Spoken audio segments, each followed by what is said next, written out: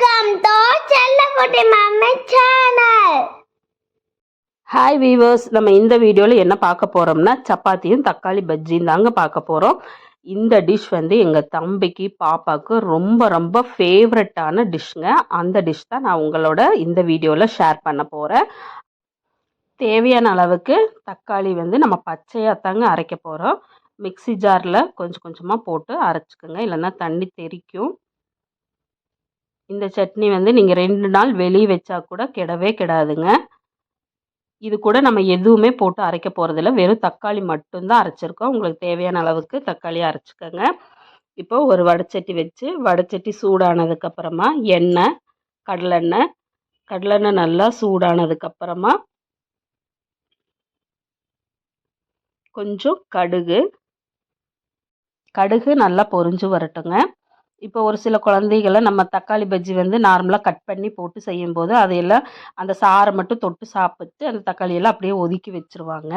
அந்த மாதிரி இருக்கிற குழந்தைகளுக்கு நீங்கள் இந்த மாதிரி அரைச்சி போட்டு கொடுத்தீங்கன்னா இதில் எதுவுமே எடுத்து வைக்க மாட்டாங்க. இப்போது கடுகு நல்லா வெடித்ததுக்கப்புறமா கொஞ்சம் கருவேப்பிலை நல்லா வெடித்ததுக்கப்புறமா நம்ம அரைச்சி வச்ச இந்த தக்காளி சாறை வந்து இதில் போட்டுடலாம். இங்கே பாருங்கள், பார்க்குறக்கே நல்லா கலர்ஃபுல்லாக இருக்கும். இது கூட நமக்கு தேவையான அளவு மசாலா சேர்த்தும் போது இன்னும் டேஸ்ட்டாகவும் இருக்கும், சூப்பராகவும் இருக்குங்க.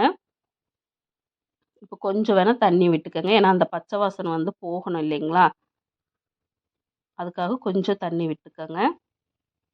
இப்போ இந்த தக்காளி பஜ்ஜிக்கு தேவையான அளவு உப்பு போட்டுக்கலாம். இது கூட கொஞ்சம் மஞ்சள் தூள், அப்புறம் நம்ம காரத்துக்கு தேவையான அளவு மிளகாய் தூள்,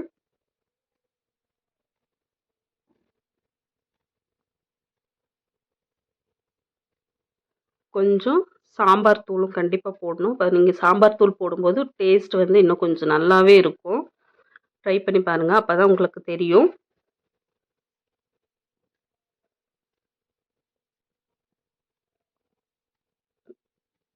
இப்போ தேவையான அளவு மசாலாவெல்லாம் போட்டுட்டு நல்லா கலக்கி விட்டுக்கலாம்.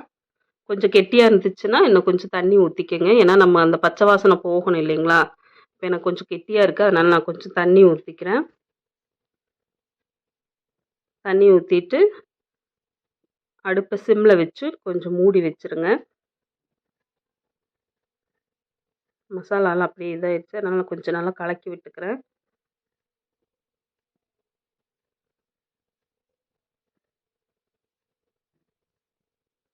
இங்கே பாருங்கள், இது வந்து சிம்பிளாக ஈஸியாக முடியக்கூடிய ஒரு டிஷ்ஷுங்க.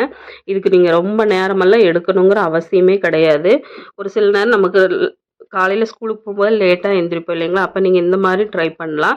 இது வந்து ஈவன் சப்பாத்திக்கு மட்டும் இல்லைங்க, தோசைக்கும் இட்லிக்குமே சூப்பராக இருக்கும். நீங்களும் கண்டிப்பாக ட்ரை பண்ணி பாருங்கள், உங்கள் குழந்தைங்க ரொம்பவே விரும்பி சாப்பிடுவாங்க. நல்லா கொதி வருது. இங்கே பாருங்கள், நல்லா கொதி வருது. கொதி வரும்போது கொஞ்சம் கெட்டியாகணும், அந்த அளவுக்கு கொதிக்க வச்சுக்கலாம். கொஞ்சம் அடுப்பை இப்போ சிம்மில் வச்சுக்கோங்க. இப்போ தெரியுதுங்களா, இந்த மாதிரி கிரேவி மாதிரி வர்ற அளவுக்கு நல்ல அடுப்பை சிம்மில் வச்சு நல்லா கொதிக்க வைங்க. நீங்கள் எண்ணெய் ஊற்றிருக்கிறது கொஞ்சம் பிரிஞ்சு வரும், நம்ம லைட்டாக தான் எண்ணெய் ஊற்றிருக்கோம். அந்த எண்ணெயே பிரிஞ்சு வரும் பாருங்கள். இப்போ நல்லா அந்த பச்சை வாசனும் போயிருக்கும், டேஸ்ட்டும் சூப்பராக இருக்கும். இது மேலே கொஞ்சம் கொத்தமல்லி தழை தூவி இறக்கிடலாம். இப்போ நான் இந்த தக்காளி பஜ்ஜிக்கு வந்து சப்பாத்தி தான் செய்ய போகிறேங்க. இந்த சப்பாத்தியும் தக்காளி பஜ்ஜியும் அடிச்சுக்கிறதுக்கு வேறு எந்த டிஷ்ஷுமே கிடையாதுங்க. அவ்வளோ நல்ல காம்பினேஷனாக இருக்கும். எனக்கு ரொம்ப ரொம்ப பிடிக்கும். அதே மாதிரி தம்பி, பாப்பா, அவங்க அப்பா எல்லாருமே நல்லா விரும்பி சாப்பிடுவாங்க. இது வந்து நீங்கள் ஈஸியாக முடிக்கக்கூடிய டிஷ்ஷு, ரொம்ப நேரமெல்லாம் ஆகாது. வேணால் சப்பாத்தி போடுறதுக்கு வேணால் கொஞ்சம் நேரம் ஆகும், மற்றபடி சைடிஷ் வந்து ஈஸியாக நீங்கள் முடிச்சிடலாம். அதே மாதிரி நீங்கள் குழந்தைகளுக்கு நீங்கள் சப்பாத்தி போடும்போது அந்த சப்பாத்தி மாவில் எண்ணெய் ஊற்றுறதுக்கு பொதுவாக கொஞ்சம் நெய் ஊற்றிக்கோங்க. நெய் இல்லைன்னா பட்டர் யூஸ் பண்ணிக்கோங்க. பட்டர் இன்னுமே டேஸ்ட் நல்லா எடுத்து கொடுக்கும். நான் வந்து இதில் கீ யூஸ் பண்ணியிருக்கேன். பாருங்கள், சப்பாத்தி சூப்பராக வந்திருக்கு.